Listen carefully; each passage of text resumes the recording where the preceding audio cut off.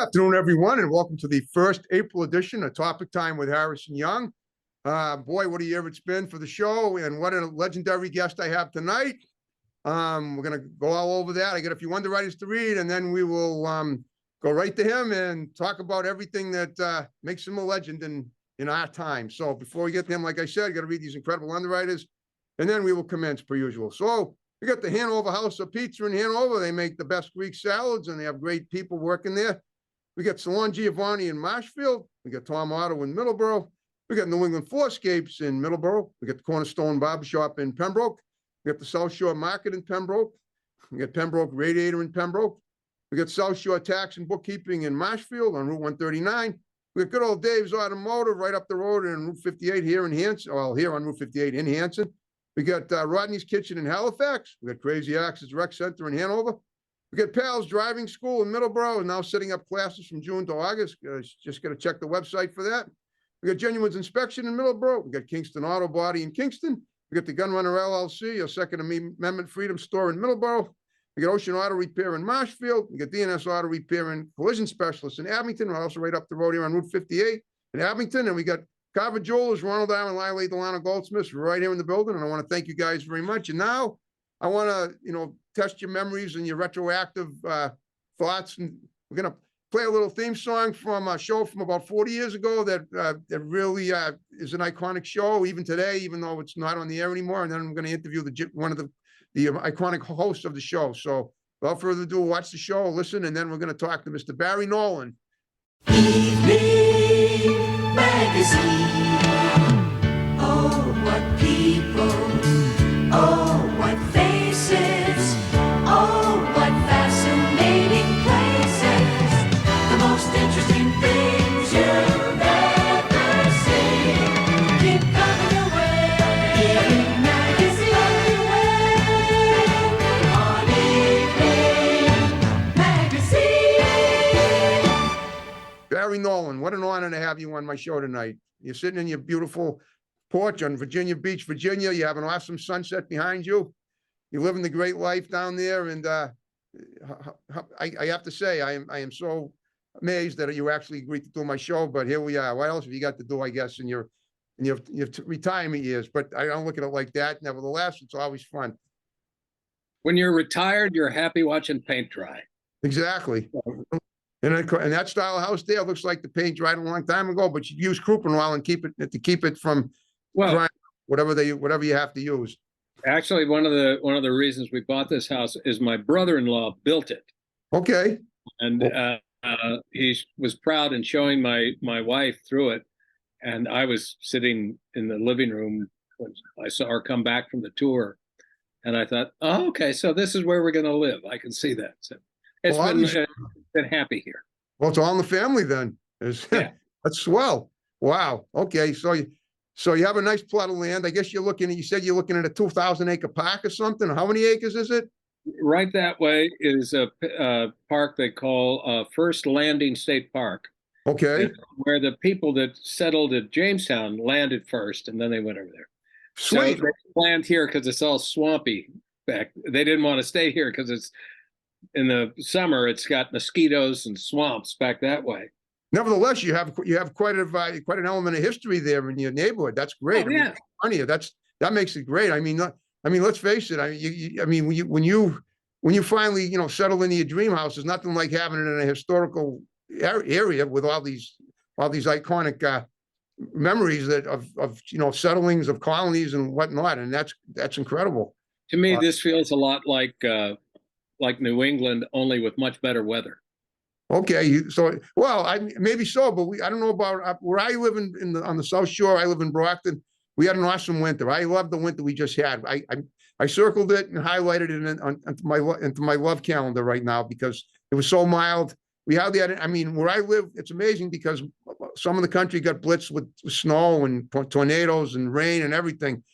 And even part of our area, like west of Boston, like Worcester got, they got a few feet of snow at one point. But we hardly got any. We got a hype of a storm one day, and we got like a dusting, and that was it. And Yeah, so Brockton deserves some good luck. tell me about it. Well, I don't know. Brockton's okay. I'm happy where I live now. I've been here for 63 and a half years. And so I like to think the best luck they have is the fact that I'm there. That's what most people tell me. Of course. Well, that's all right, Barry. Look, we're going to talk about your great careers and career. I say careers because, as I recall, you did more than one show. You began on Evening Magazine in 1983 with your wonderful colleague Sarah Edwards, but then you did other shows since then, correct? I mean, it seems. Yes, sir. Okay, that show went from 1983 to 1990, isn't that? Well, actually, I joined it. It started in about 1977 with Marty Sender. Okay, right. Yep. And when Marty went off to do greater things, they brought me in. Okay. Brought Sarah in, and I came in about 1980. Oh, 1980. Okay. So that's Back when there were basically 3 channels, so TV was a lot easier. Well, I mean, right, it's a lot easier, but you guys made it even better, as well as easier. I mean, you're talking about channels 4, 7, and 5, and you guys were on 4, which was, I guess, the oldest Boston TV station to date at that point. It still is, I guess. Wow. Yeah. Okay. So the YouTube the little ditty we just watched, that was from 1983 though. And, so that's when the theme song, I believe, was like fine-tuned, I guess, for you guys. And that's when I was watching it, as I recall, as much as I could. At that time, I was working at my father's wig shop in West Bridgewater, and I'd come home and watch it whenever I could at 7 o'clock. And Well, it was the thing that, excuse me, a lot of people watched as they were putting dinner dishes away, because it was something kids could watch too. Yeah, absolutely.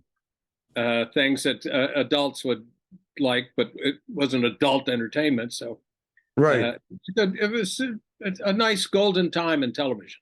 Absolutely. Great for all ages. All right. Well, I want to find out. So what is the timeline of, the complete timeline of all your media broadcasts in Boston? You had from 1980 to whenever it was, 1980. And so how long did it last then? I thought it was 1980, 83 to 90. You tell me. I was there from 1980 to 1989. Okay. About another 2 years. And then it finally, that was the end of evening. And it's a shame because in a way, the people that invented that show were kind of ahead of their time. They invented this interesting way to produce a show that was all across the country. Right. A syndicated show.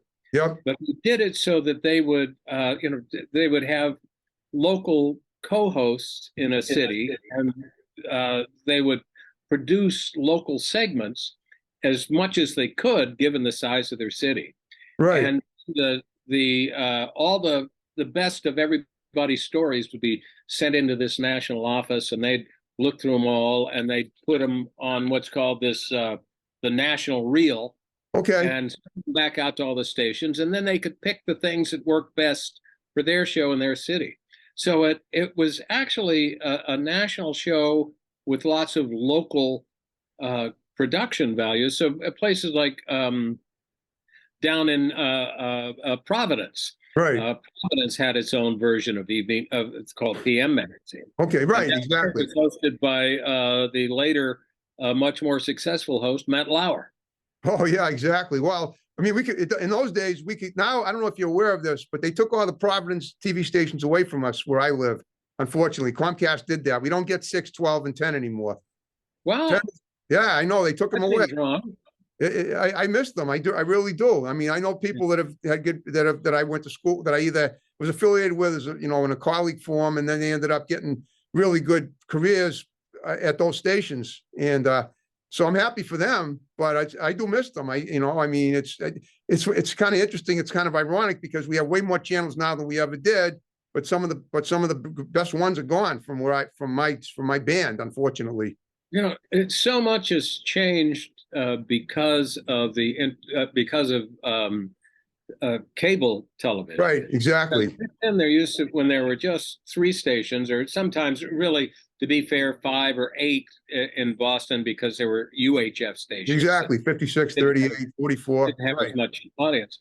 But back then, because it was there were only so many channels in the spectrum, Right. you had to, they made TV stations do what communities needed. They would do a thing called a community ascertainment. They'd Okay. have somebody that they hired that was nice and smart, and would go out to communities like Brockton, Right. and they go down to Brockton and they say, is Channel 4 or Channel 7 meeting the needs of your community for a TV station? Okay. And Brockton would push them to do some stories about success in Brockton from time to time, or Exactly. more people of my minority people on the show. And it was good. It was actually a very good influence on TV stations, because it made them be fair and make an effort they might not have otherwise to reach out and cover good news stories in places like Brockton, and have a wider variety of people on TV. Exactly. Well, I got a feeling Chronicles, we still have Chronicle on Channel 5. Chronicle's amazing. It is. It is. And my hunch is that they probably do their homework and research as far as finding out what cities and towns want around our area as well, because they cover cities and towns around our area, as you know. I don't know. There are very few shows like Chronicle that around the country that are left, that are Right. serving communities like that. And it was an honor to compete against them. Oh, yeah, I'm sure it was. That's true. You did compete against them. Well, Yeah. not bad. I want to find out about, well, all right. Well, all right. So you worked to just whatever happened after 1989. What did you do after that? Let's go. I want to find out what you did from then to the present day. And then I want to profile your life specifically and how you got Okay. into things. So let's go with the timeline as you remember it. In 1989, I got a call out of the blue from my agent. Okay. I was happily doing. You want to tell us who your agent is or not? It's up to you. Back then, it was a guy that worked for William Morris. I know the man. I know the name. Okay. Good agent. New York. I got it. Yep. Out of the blue, and he said, ABC wants you to host a pilot that they're going to do. This is a reality show that they're going to call Over the Edge. Okay. And if you want to do it, you've got the job, and you need to take some time off work and go shoot the pilot. And I thought, wow. So I went in and asked the bosses there at BZ, and they were really nice, and said, yeah, sure, that'd be a nice chance for you. Go ahead. And I went and did one. And on the very first day, I thought I'd already somehow screwed up and had lost the job, because they sent me to Philadelphia. Okay. A story about this kid who used to be a longshoreman that was driving around with his buddies one day in a neighborhood like Brockton, and he saw a big metal box over the side of the road and said, pull over, let me see what that is. And it was a box containing $1 million that had fallen off an armored car. Okay. I got a question. Now, why did you think that meant you were going to be fired, which is what it sounds like? Well, so anyway, this was the story we were doing, and it was based in Philadelphia. Right. So they sent me to Philadelphia, and they said, you're going to have dinner with the producers from Los Angeles that you're going to meet for the first time in Philadelphia. Go to this hotel. There's a room for you. Go have dinner, and then go out to work the next day. And I checked in, and I'm all excited, because this is a big deal. Right. And I got a call from the producers and go, Barry, something's come up, and we're not going to be able to make dinner with you tonight. Let's have breakfast in the morning. And I thought, they've already decided that I'm just no good. I've lost the job. Right. So right. I found out at breakfast the next morning that the reason that they couldn't have dinner with me was they were sharing a room and goofing around, opening their suitcases with all these props they bought to use in the shoot, like Okay. handcuffs and guns and police badges and stuff. And one of the producers picked up the handcuffs and said, these look real. And he put them on, and he goes, yeah, they're real. Where's the keys? and they realized they didn't have any keys to the handcuffs. And Oh, the so, producer realized that he was stuck in real police handcuffs, in his room. And so they went down to the lobby trying to wonder if they could find a locksmith or something. And they happened to run into a police officer who sees this guy in handcuffs, and he goes, "Anything you want to tell me?" oh, wow. The police officers took the producers to the police station that night Wow. to just check them out and then let them out of the handcuffs, and they had breakfast with me tomorrow, the next day. Next day, right. So anyway, I did that, and then I did another version of a second episode of it that they ran in prime time on ABC, and then a third one, and then I was reading in like Variety that Okay, the conventional wisdom is that this show is going to be part of ABC's season next year. right. So when my contract came up at the end of another, contract at BZ, I said, "I've had a great time, love you guys, but I'm not going to renew because I have this opportunity to do this show." And Wow. about a week and a half after that, I read in the newspaper that the new head of ABC, a guy named Bob Iger, who's just the renewed head of Disney, had taken over, had announced the season schedule. We weren't on it because he didn't believe reality shows had a future. Wow. In other words, So, wow. Okay, like tabloid shows, like it was a tabloid thing, kind of. well, it was a reality show. Well, I know, but okay. Well, I mean, like kind of shows like Inside Edition, like maybe. Survivor and Oh, Cops, all kinds of reality shows became very popular. But anyway, now I'm out of a job with a big mortgage and a new kid and wow. a wife who wants to know what I'm going to do next. Well, didn't you at least ask? Didn't you go to BZ and say? I mean, did you see if to get your job back, or I would think that No, it didn't. It your didn't history seem like- they would let you back. But what happened? So what happened? Well, I looked around for a long time, and not a long time, but I looked around for several months. Okay. And I went out to Los Angeles and stayed at a friend's house and tried to make all kinds of pitches. And finally, I was sitting back there at the house we lived in South Natick, and finally I got a call. I'd gotten a call earlier from my agent saying, "Well, would you like to work for Hard Copy?" And I said, "No, Yeah, that's I remember them. wrong kind of show for me." And after about 3 months had gone by, I called up and talked to my agent and said, "Those guys had called from Hard Copy. You want to call back and see if maybe there's still, a job for me?" Oh man. And so I went down to New York to do Hard Copy, and they were based in Los Angeles, but they had a bureau in New York. Of course. I walked it was in this building that was that would later become a Trump Towers. Oh,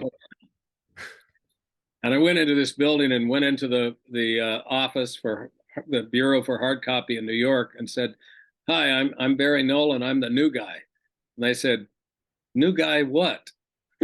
And I realized that the Los Angeles office hadn't even told the New York office that they were hiring me. So I thought, this is not off to a good start. wow. But it ended up being a job I had for about 9 years. Okay, Hard Copy. Okay, Became the co-anchor.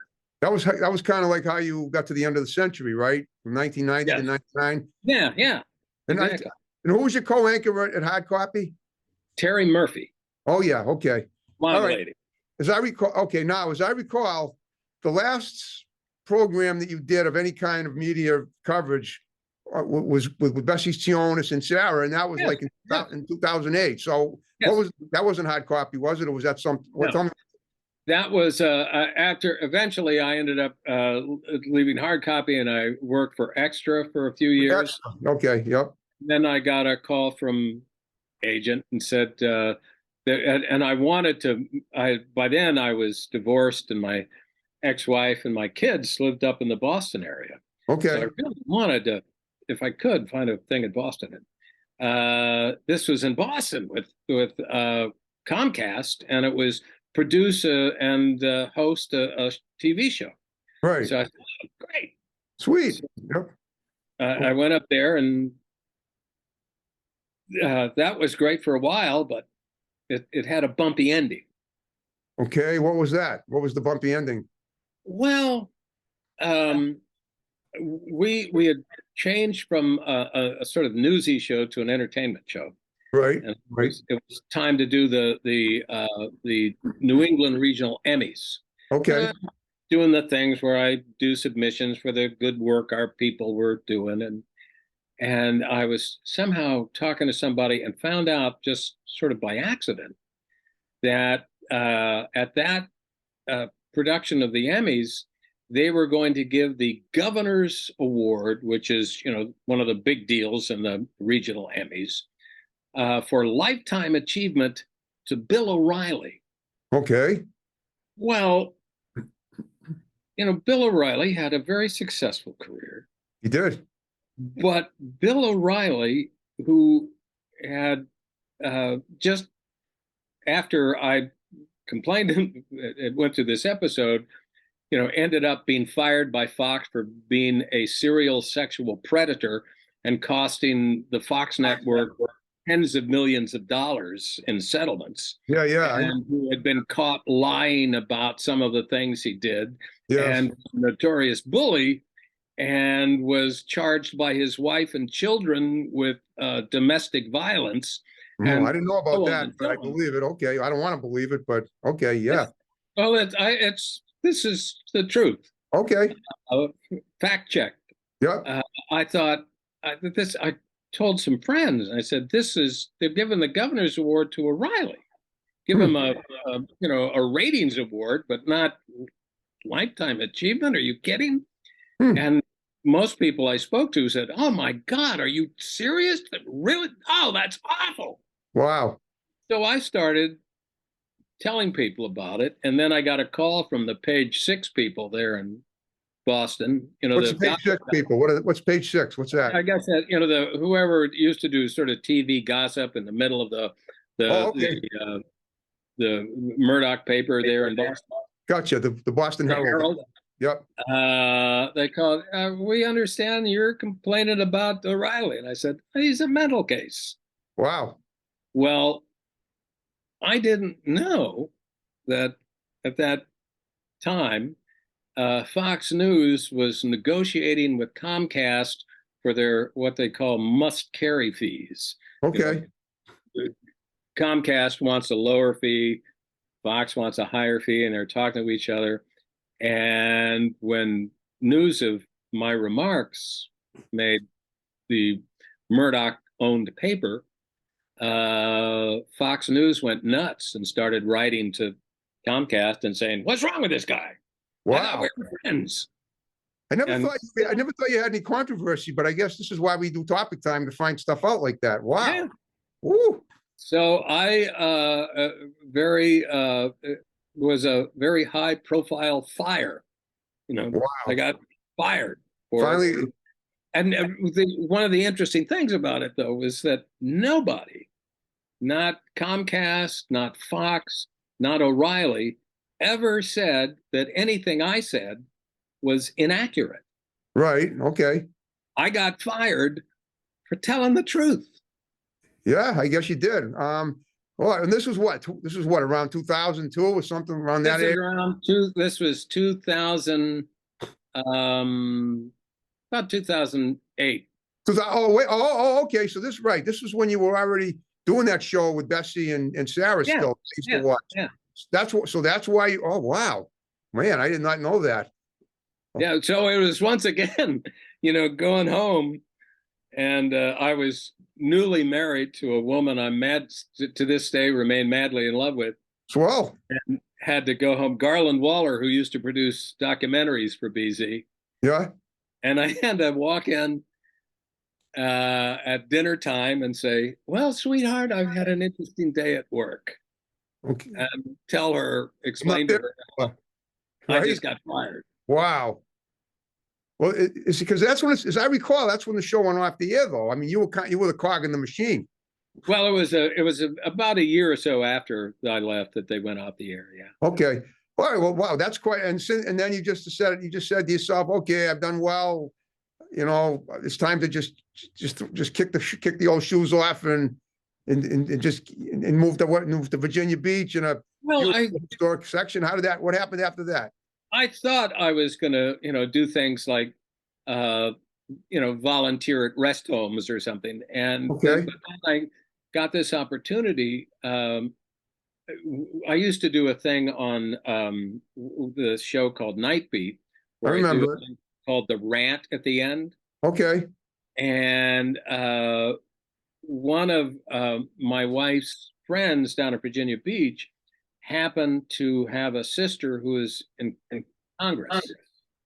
And she showed her some of the rants because she thought they were fun. And the woman in Congress said, have him write a speech for me for the House floor. Okay. That's not that woman from Virginia that was the one with the blonde hair. I can't think of her name. Yeah, Carolyn Maloney. Okay. That's not the one I thought I was thinking of, but she's still in Congress now, right? Well, she just left. Okay. Last year was her last year. And Well, the one I'm thinking of was a pro-Trump supporter, and who was saying, no, that's not no, Okay. that's you know what I'm talking about, right? yes. Oh, you're thinking of Marjorie Taylor Greene. That's the one. Yes. No. Okay. All No, right. that- Making sure. We're not. So anyway, I ended up getting a job where I worked for 10 years on Capitol Hill. Okay. Doing the beat reporting for Capitol Hill. No, my first job was as the communications director for the Joint Economic Committee. So basically, Okay. I was a Senate staffer. So you were a politician then, basically, right? I was a staffer for a politician. Okay. I didn't Oh. have to raise money or get votes. I just wrote speeches and wrote opening remarks and Oh. talking points and prepared her to do TV interviews. Okay. Okay. So you were basically a political networker, I guess you could say, if there was for lack of a better terminology. Well, no, one of the things that people find interesting if they go to Washington and sort of tour around and We're lobbyists, I guess. I don't know. I think of that. well, no, if you go into people think that everything in Washington is run by old white men that are sort of, have jowly cheeks and sort of heavy. But if you Okay. go into the cafeteria of the congressional office buildings Okay. at lunchtime to see who's there, most of them are people that are half your age, that I are believe that. A-type personalities Okay. that are there, that are used to being the smartest kid in the room, and they're the ones that help write the legislation, do the research for legislation, do the research and do the writing for opening remarks. And there's a ton of people that are, that are in their late 20s and early 30s that do an awful lot of the heavy lifting for making the government work on a day-to-day basis. Wow. Well, Barry, I wanted. There was so much more. You said you went. I heard you went sailing with Walter Cronkite. Was that for an interview, or was that just an excursion? Oh, yeah. He was one of the things that makes it easy to get an interview with somebody big deal is they have a book coming out. Okay. Walter Cronkite had a book coming out about some of his sailing adventures. Oh, I see. So he had his sailboat, and I think it was called the Winchy. Okay. Was, moored up in Marblehead, and he was going to do a trip down into Boston Harbor. So Okay. we went up there and got on the boat with him and just interviewed him on the boat and sailed down into Boston Harbor. And he could not have been a nicer, more genial host. He was. I know. My father told me. My father, who used to sail, is now 88 almost, doesn't sail anymore. But they saw him. They saw Walter on the vineyard, and he actually came up to him and said hi. So, Yeah. well, Barry, guess what? We're down to the final 5 minutes of the show. I can't believe you made it go by. I hope you had a good time talking to me. I Oh, tried. yeah. And, so if is there just quick question, is there anything you want to say, anything, about the broadcast industry, whatever, before we wrap the show up or anything? You know, anything shouts out to people, broadcast whatever. industry has changed so much Okay, since I departed from it. yeah, And the amount of experience that people get outside of broadcast TV, just becoming content creators for Instagram or whatever. it's kind of what I am, by the way. I mean, I wouldn't take advice from me about television. I'm not asking for advice. I'm just wanting to know what your opinion is, or if there's anything that you want to weigh in on. The one thing I regret is that they lost the fairness doctrine. That got booted out because it was impossible for broadcast TV stations to compete against cable stations Okay, under the fairness doctrine.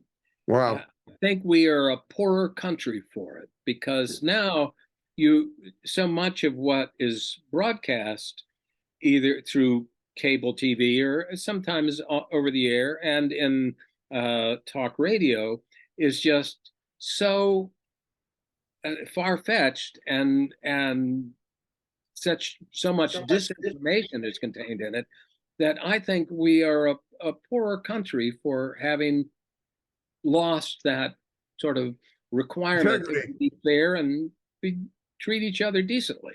Well, I try to do that on my show because I want to enrich the country again the way it should be. Yeah. Okay, Nice.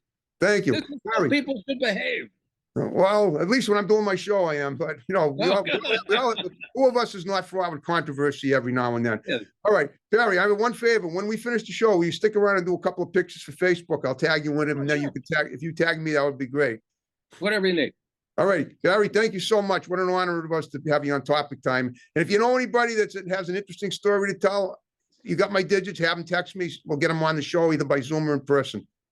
And I know you know some big people, so that would be awesome. But you do whatever you can do. I'd really appreciate that.